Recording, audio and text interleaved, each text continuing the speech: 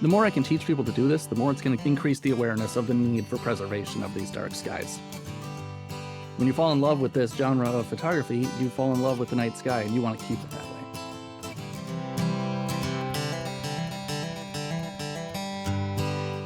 Welcome to Big Red Canoe, the podcast from Friends of the Boundary Waters Wilderness, where we introduce you to captivating people and intriguing stories from America's treasured wilderness. I'm Dave Meyer. Grab a paddle and hop on in.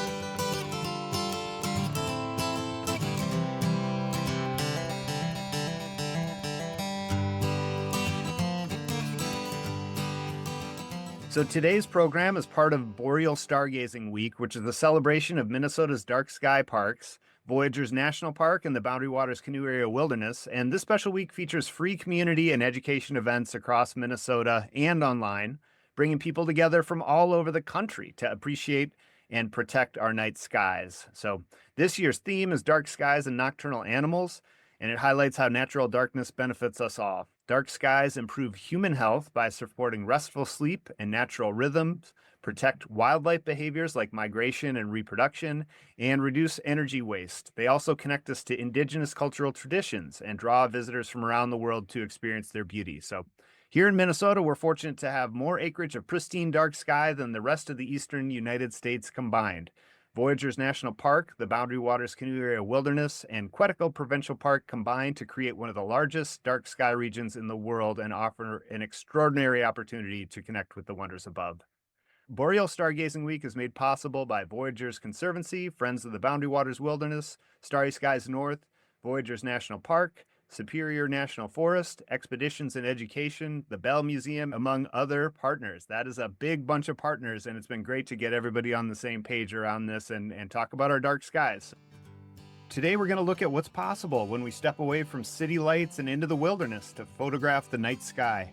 Minnesota is particularly special for night sky photography, offering opportunities to capture the aurora borealis, and with two dark sky sanctuaries, the Boundary Waters and Voyageurs National Park, it provides some of the clearest, most pristine dark skies in North America.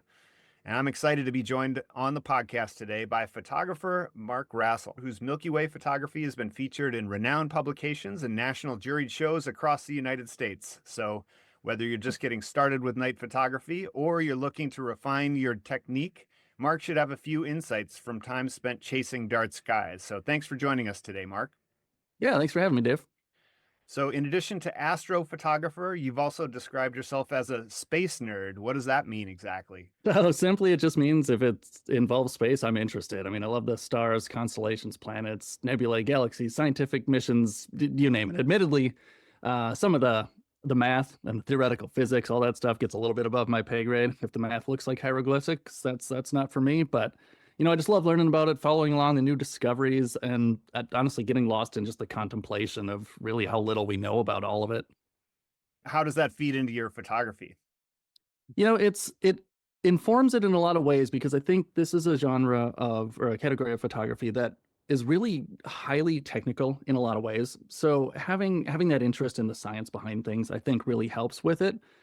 But just the same, like I mentioned, getting lost in that contemplation, I mean, that's one of the things that I love about astrophotography specifically, is just being out in the wilderness at night, often alone, and just staring up at the sky and letting the mind wander. And where do you like to do that? What are some of your favorite locations? I described kind of what Minnesota has to offer. Is it Minnesota? Is it further afield? Like, what do you like? Yeah, so I mean, regionally, locally, we're talking about the North Shore. The northern part of Minnesota has just phenomenally dark skies and huge expanses of it. Wide, varied terrain, varied weather conditions, all that is excellent. Globally, I mean, Iceland, Canada, Costa Rica, you name it. There's so many places to explore out there. We can touch on some of it a little bit later, I'm sure, but a little teaser, one of them that stands out in memory for sure is atop the mountain of Haleakala in Hawaii is like none other. Oh, yeah, because you're out there. Oh, it's as dark as it gets. We have here in Minnesota dark sky sanctuaries or reduced light pollution. What's unique about that? Well, for one, I'd go to say most people in the world don't get to see skies like that. I mean, you can basically draw a line straight down the Mississippi, and anything west of that is really quite special to us. But what we have in northern Minnesota is some of the darkest skies in the country, if not, competing for dark skies amongst the planet. And, from a photography perspective, it just allows more visibility into the objects that are in the night sky. You get more contrast, you get more color, you see more, and just the experience itself is unbeatable. I mean, sometimes it's even hard to pick out the constellations when you're in an area like that because there's just so many stars in the sky that you don't see in today's normal environments. Right. Well, that's why I think of like a Milky Way shot with the Boundary Waters background as being something that you see a lot, just because it's the number and abundance, sometimes more than the objects themselves. Is there a different approach when you photograph in areas with truly dark skies versus light polluted areas? To a degree, yeah. I mean, in short, the differences are it's easier.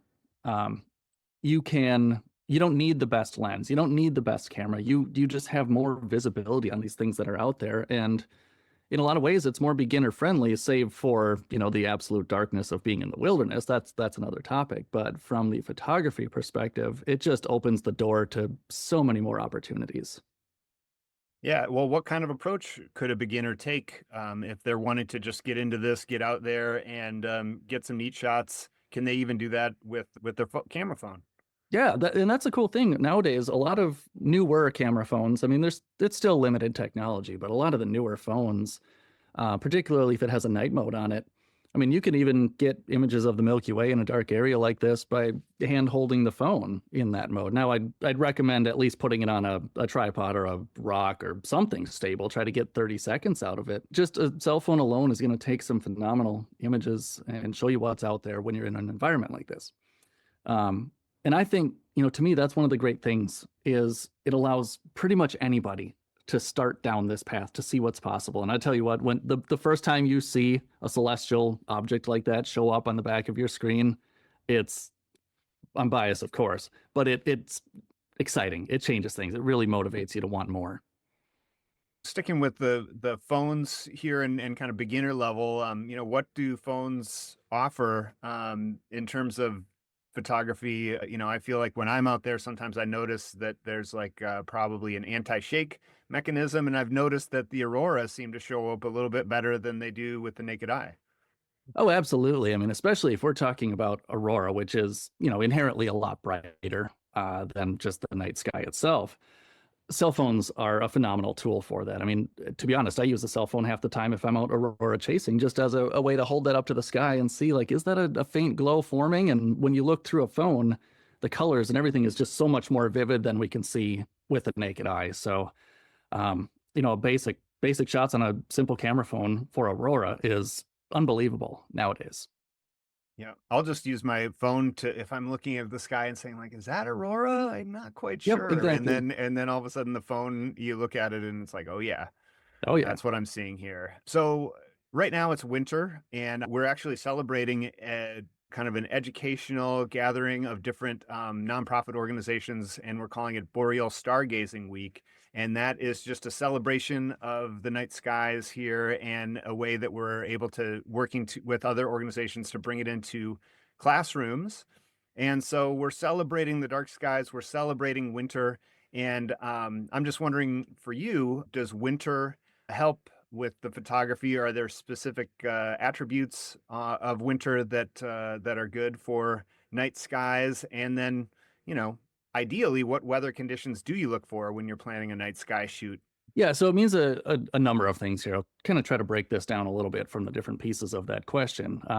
What do I look for in night conditions for night sky photography? Simply, it's a lack of clouds. If it's clear to partly cloudy, that's a go mission for me. And the beauty of winter, especially in our region, which is typically just blanketed in clouds until spring and summer arrives. But when we get these nice cold snaps like this, typically that will mean clear skies. So despite the fact that you've got to tolerate those conditions, it's usually excellent sky conditions when it's cold like that. And the other thing that I think is worth noting with winter, particularly in the northern hemisphere here, is the objects that are in the sky, that are visible in the sky, including the Milky Way and some various nebulae, are vastly different than what we see in the summer. So it's a whole new opportunity to witness and photograph things that aren't the common ones as much. We don't see the core of the Milky Way in the wintertime where we are, but we get to see Orion, for example, standing huge and bright, right star of the show with the nebula, the stars that make up the constellation, everything about that is an excellent subject, even for beginners in some of this stuff. It's a little bit more challenging to photograph something like that, being that it's a bit more dim compared to, say, the Milky Way core. But again, when you see that nebula show up on the back of your camera for the first time, it's exciting. So do you try to time your shoots with certain celestial events and things that might be visible? Do you have like a checklist? Yeah, absolutely. I mean, it's, the more you do this stuff, the more you learn about things, the more you start to see the patterns of where things are. Like I said, Orion rising in the winter is kind of a marker for a lot of things. You can look to the north band of the Milky Way is another one. There's lots and lots of nebulae inside of that can bring out these beautiful red colors in some images. But to your question, timing that out, yeah, it's, there's a bunch of apps out there nowadays that can help you look and plan for these things. And while it can be challenging at first, knowing that all of these objects in the night sky are moving and changing and transitioning with the seasons, it's also incredibly predictable. It's periodic. So once you get a grasp on that, you can kind of go anywhere ahead of time and know, especially utilizing some of these apps. That'll give you a little preview on your phone. You'll be able to go in the daylight, look at a spot, look at that, say, okay, the north band of the Milky Way is going to line up here at this time. That's where I know I need to be and I want to be.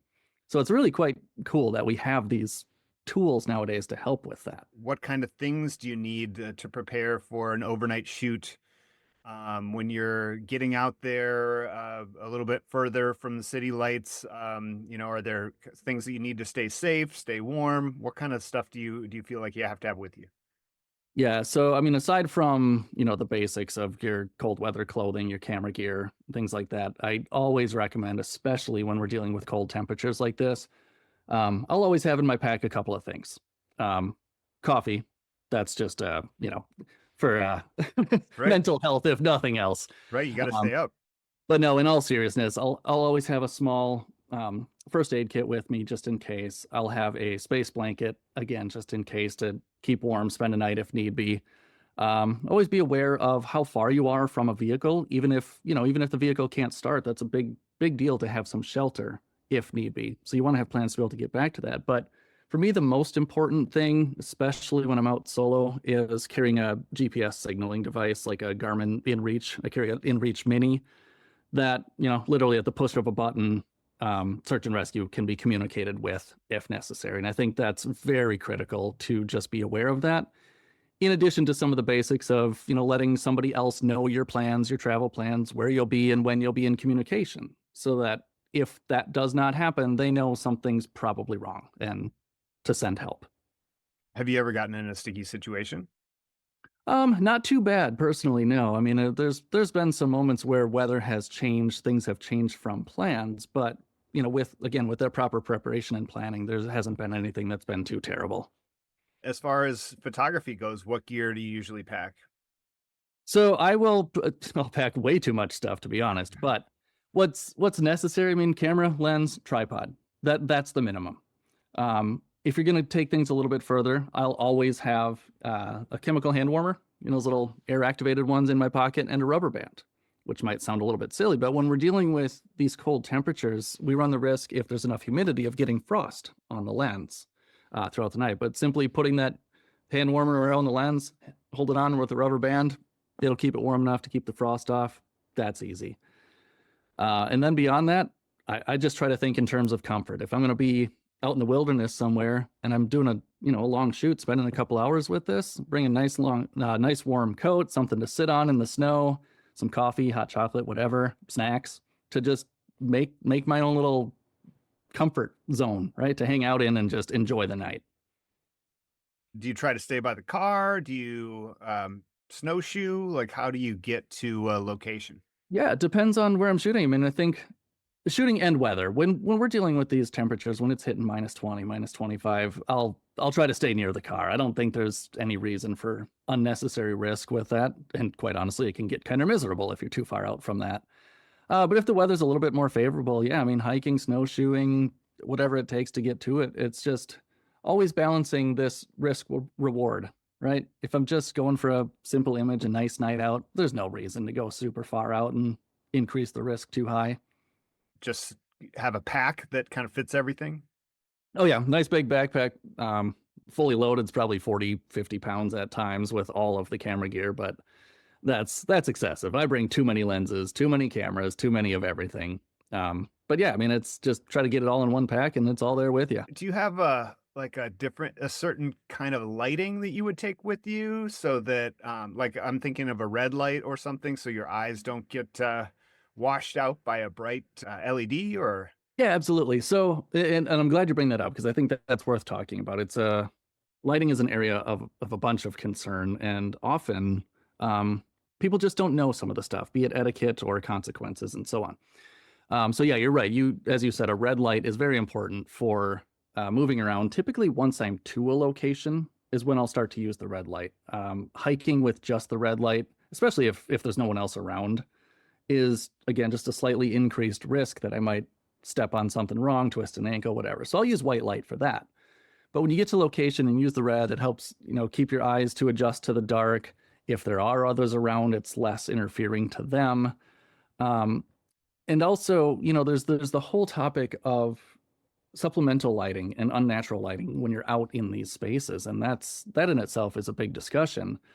But that extra white light can have an effect on other people, other animals, other ecosystems that are out there that we might not even be aware of. So it's a big thing, and at the risk of getting a little too far off topic, I mean, there's a growing movement, I'll say, in limiting some of that. For example, Arches National Park a few years back has banned any and all supplemental lighting overnight. So like a photographer like me, that's one technique we often use what's called low-level landscape lighting, where we'll shine very dim light onto the subjects to just, help control the look of that. But that's not allowed. They found it starts to affect different ecosystems out there, and it's just not okay.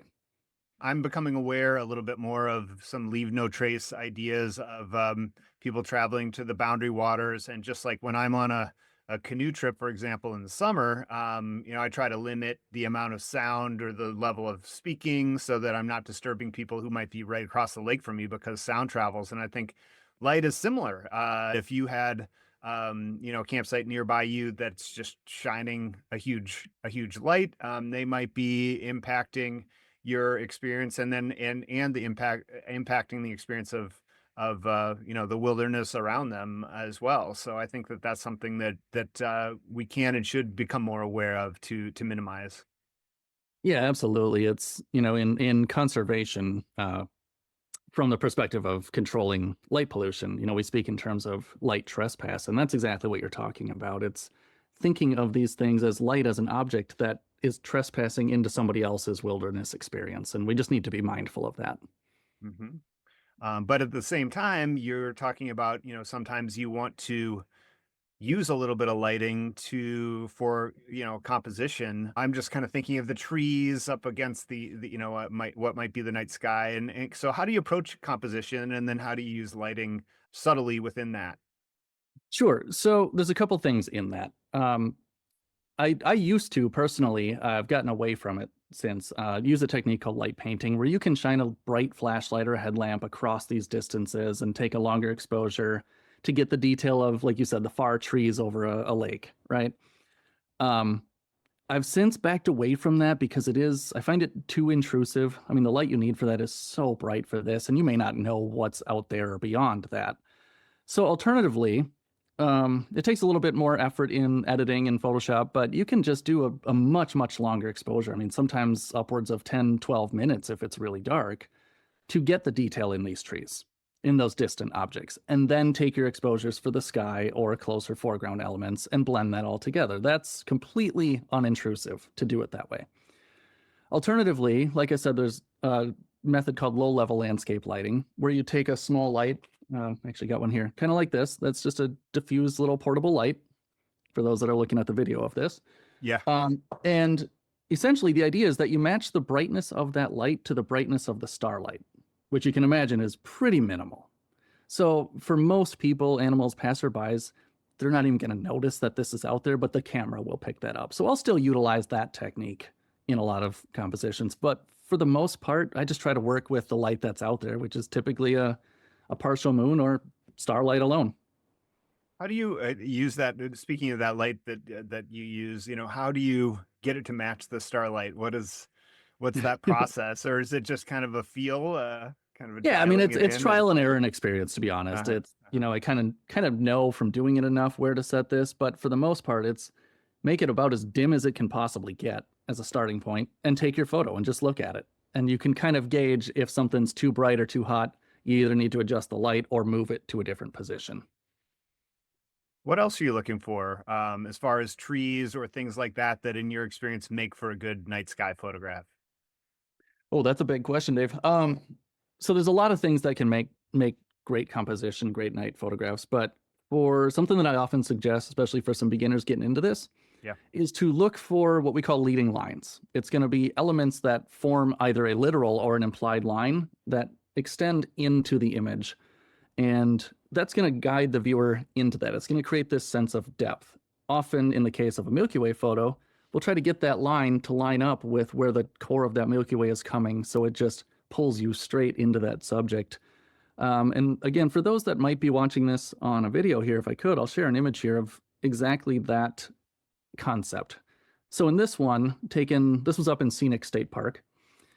You can see these lily pads here kind of form a nice texture in the foreground. They group together and bring you in to this sort of island of trees in the center of it, met right there with the Milky Way core as it extends up into the sky. So it creates that sense of depth into the image with really no more effort than looking around, moving around, and finding the position that will make this work. Yeah, and so if I can describe it for our audio listeners, it's kind of like a sea of lily pads leading up to some trees, and it's all just kind of following, like you said, in a line, and it seems to kind of flow from different shapes to the next shape, and then into the light itself, into the sky. That's really cool, Mark. I love it. Yeah, thank you. And then just another quick example of a similar idea, but really just utilizing the reflection of a lake to let the band of the Milky Way itself create that line into the image as an exact mirror image over the surface of a perfectly still lake, which, as we know, are abundant in our area. Yeah, you can see the light here on the lake, even though it's dark enough, obviously, to see this bright Milky Way in the frame. That's exactly right. Wow. Impressive. Thanks for sharing that with us. Of course. Yeah, what are there any other landscape elements besides you've got trees and lakes, rocky outcroppings, I would imagine. Anything else that you like to feature? Yeah, really, it to me, it all comes down to exactly that of creating that sense of depth as the primary goal, right? And there's tons of ways we can do that. Again, I'll pull up a couple of visual examples for those looking at it. Some may be familiar with this. This is a view of the Tombolo here along the North Shore in northern Minnesota. And similarly, this is not it's not using leading lines that we talked about, but these foreground elements, there's rocks near the bottom of the frame here, right? That kind of anchor the image and let the center of it here, which is the island with a little bit of snow, which is brighter than the rest, kind of drawing your eye into that, and then complemented by the core of the Milky Way. And this is actually a great example, coming full circle back to what we were talking about a little bit earlier, of how things change throughout the season. So this particular image was taken, I believe, at the end of May or early April. And at that time of year, the Milky Way core rises very, very late in the night or early in the morning, if you will, and is at a very steep angle like this.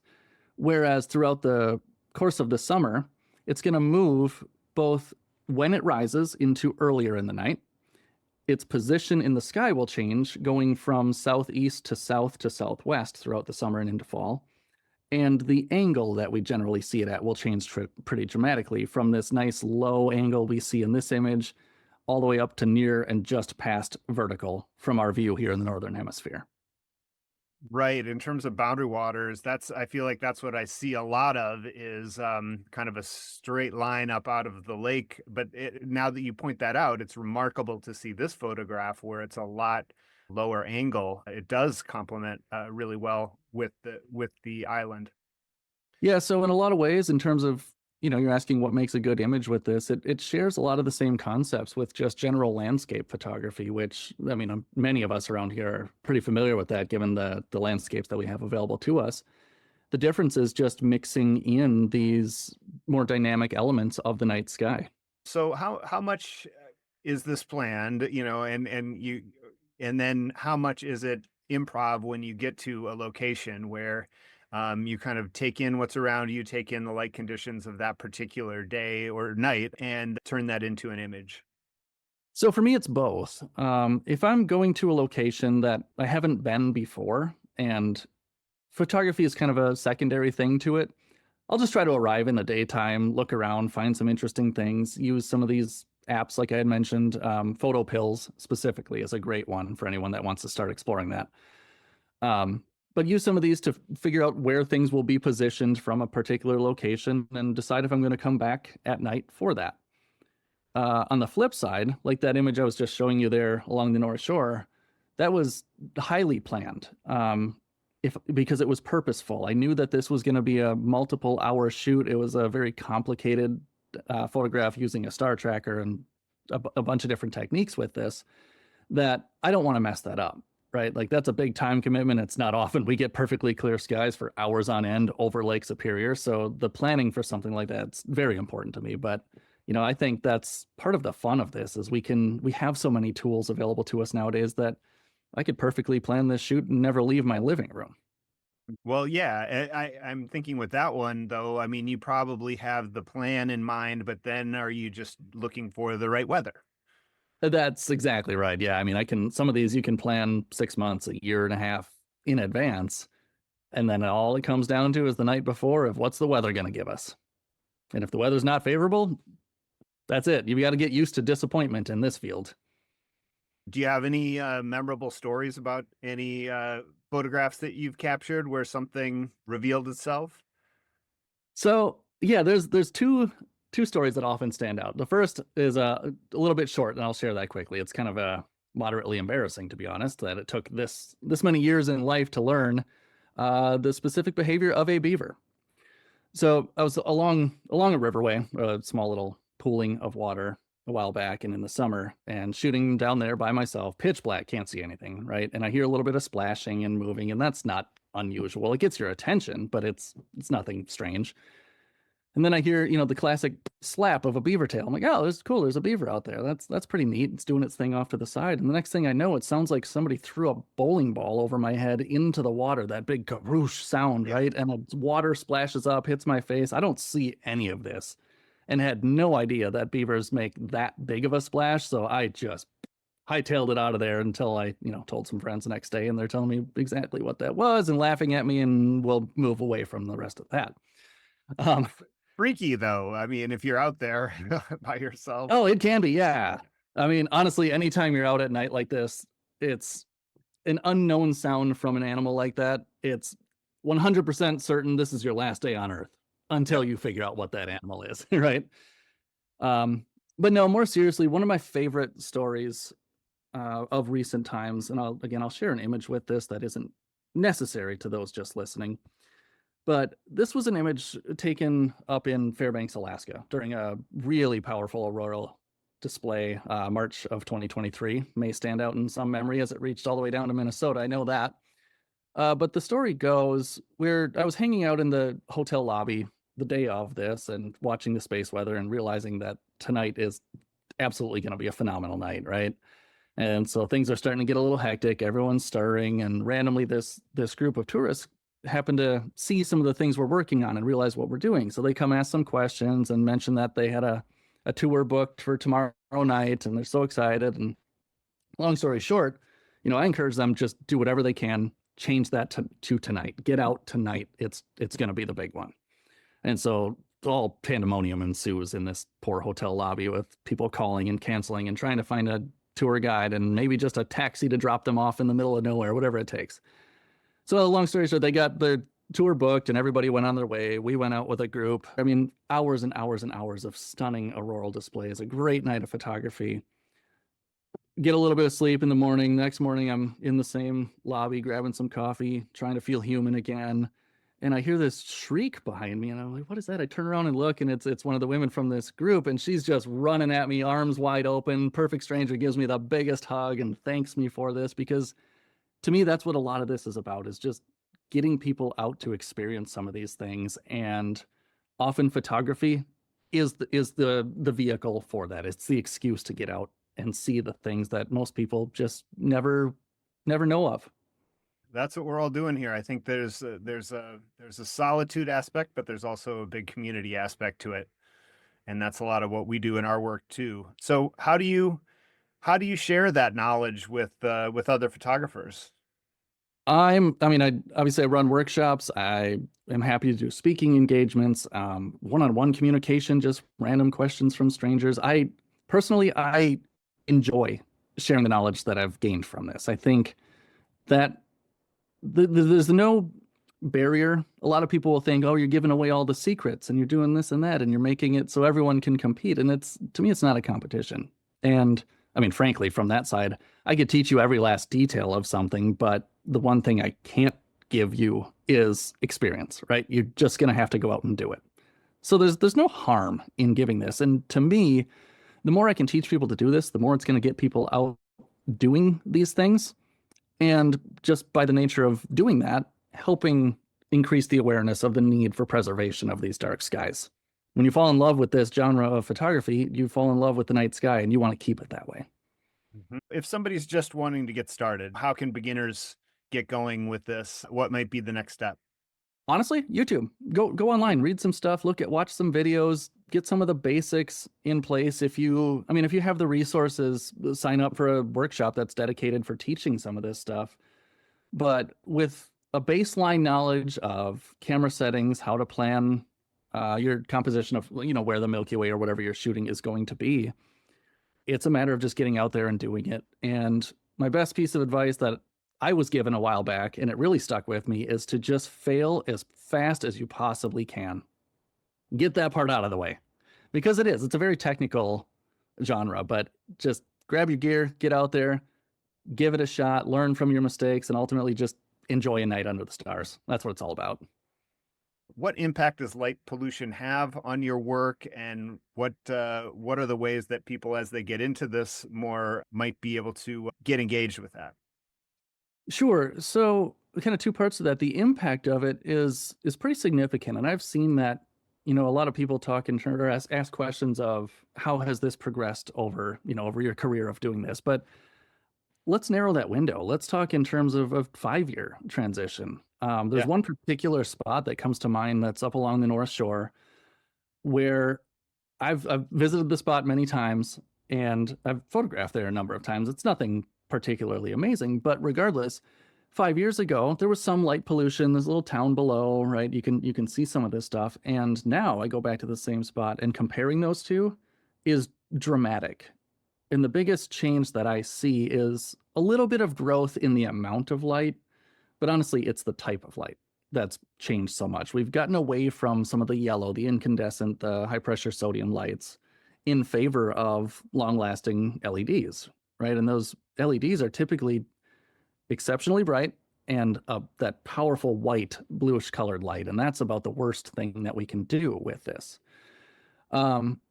So that effect is happening all over the place. And what we can do about it is, one, just get a little bit more informed on what's happening and what can be done. It can be as simple as putting a proper shield on a light to keep the light focused on the ground, to put a timer on a light that's only needed at certain times, or a motion detector for, say, a security light, right? That's important to have your sense of security, but it doesn't need to just be blasting all night long. And once you have some of these things, once you have seen some of those effects, truly it's a matter of conversation. That's what I've seen the most of. People just don't know. And as soon as they start to learn about some of this and the things that they themselves can do to help this, it's quite easy. And you see this aha moment pretty frequently. And I think that's the big thing. It's just spreading the word about some of these things. And, organizations like Friends of the Boundary Waters, Dark Sky International, Starry Skies North here locally are all great resources for learning about some of these things. If photographers want to get involved in promoting this dark sky conservation, just get in touch with those organizations, find out, what some of the things are that people can be doing, spread the word?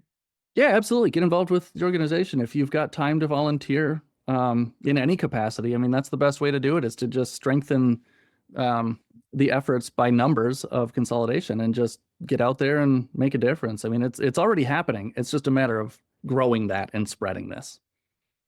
When you're photographing and you encounter some of these, light pollution and things like that, are there ways that you can kind of work to counteract that in your photographs? Do you have to work extra hard? Can you do things in editing to eliminate that? Yeah, to a degree, there's things we can do to counter it, but really, in a lot of ways, not so much anymore. And part of that, I'll go on a small tangent here. What I mentioned about the change in the color of the light, those yellow HPS, high pressure sodium lights, we used to be able to put a filter on the front of our lens and mostly filter that out, but you can't do that with the white LED. So the result is you just deal with it, to be honest. It becomes another element that you just have to work with in your composition if that's the case. I'll share another image while I speak of this again, just as an example. This is an image that was taken out in far western Colorado, far removed from any form of light pollution. For those that can't see it, it's a look down into a mountain valley from a high mountain pass with the Milky Way up rising high in the sky.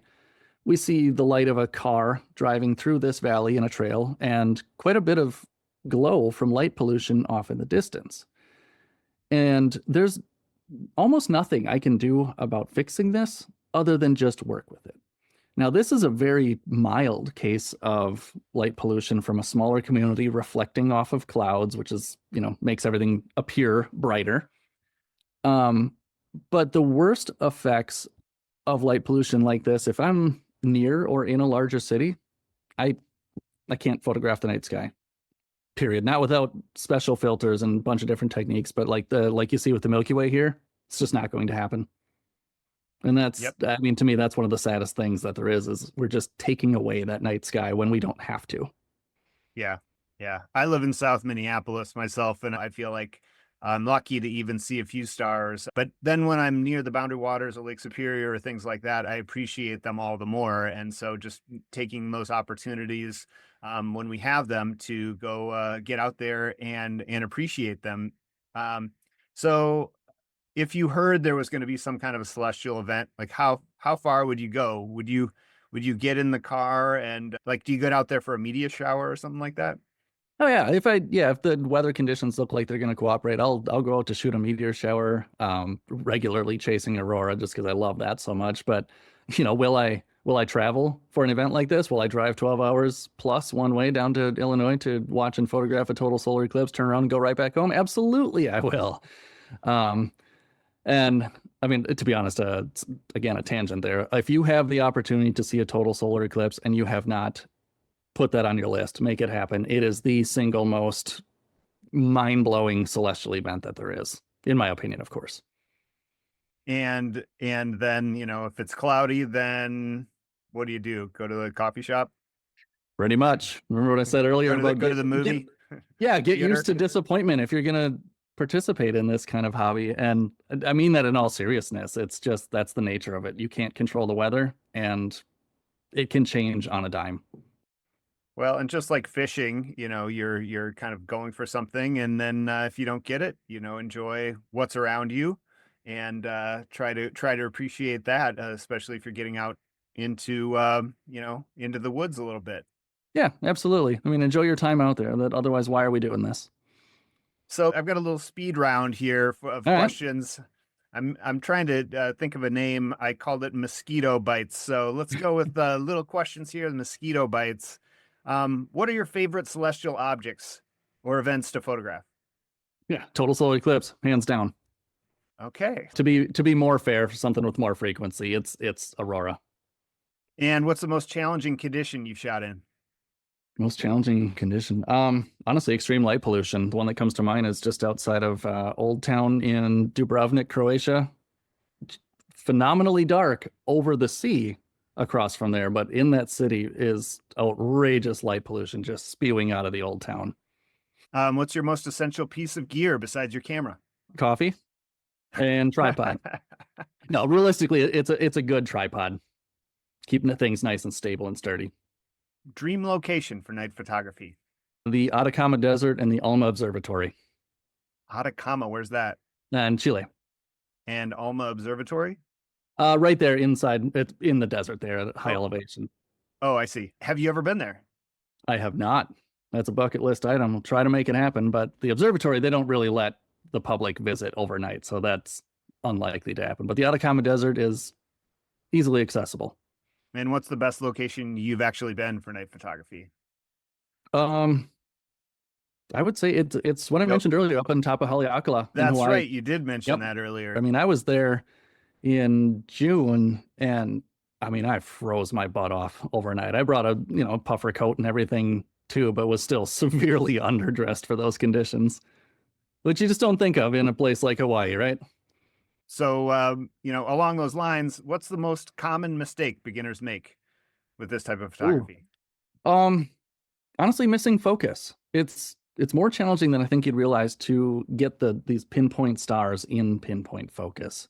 What's a way that people can do that? Practice.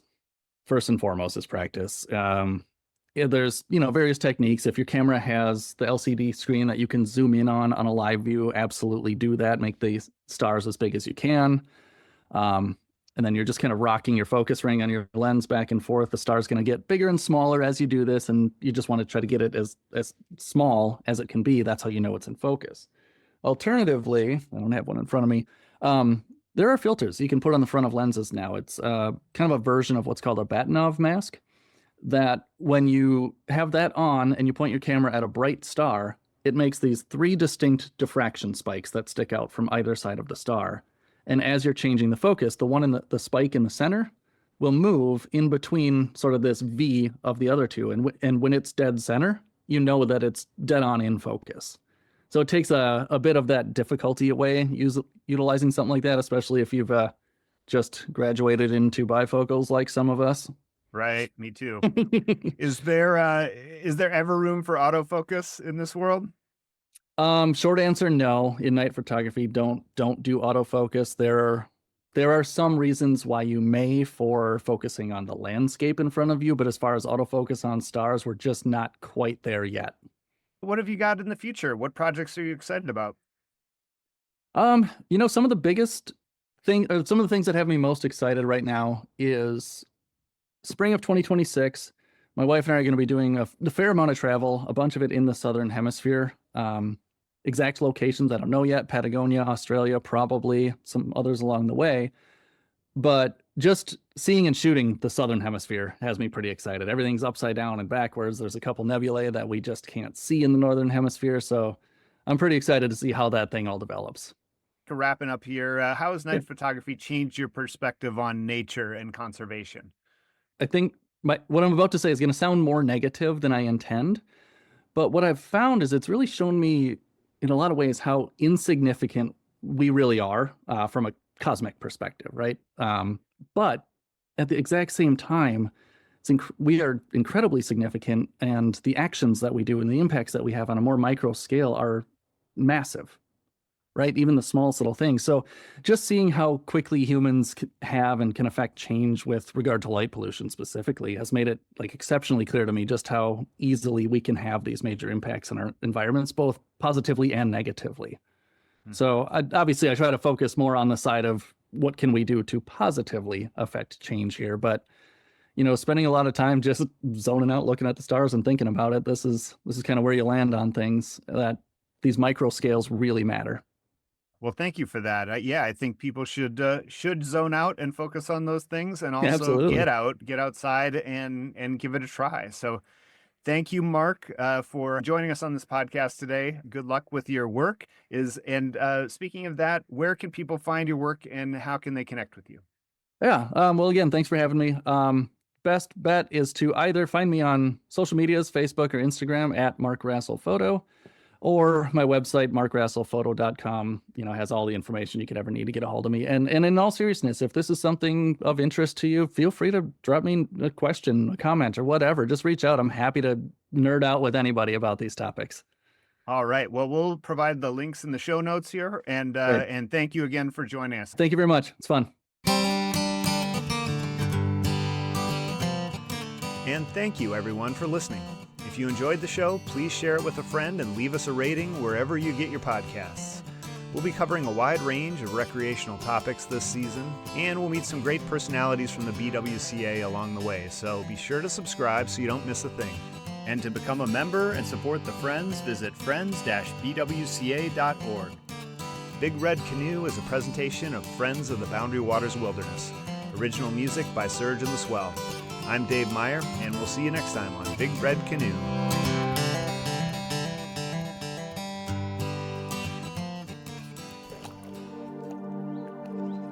No copper sulfide mine has ever operated without polluting the surrounding water sources. It's the most polluting industry in the United States and an existential threat to the boundary waters. That's why Friends of the Boundary Waters is championing the Prove It First law. The Prove It First law is simple. Before a copper sulfide mine in Minnesota can be permitted, the Prove It First law would require independent scientific proof that just one copper sulfide mine has operated in the United States for at least 10 years without causing pollution, and that one mine has been closed for at least 10 years without polluting. Let's protect our clean water. Let's pass a Prove It First bill.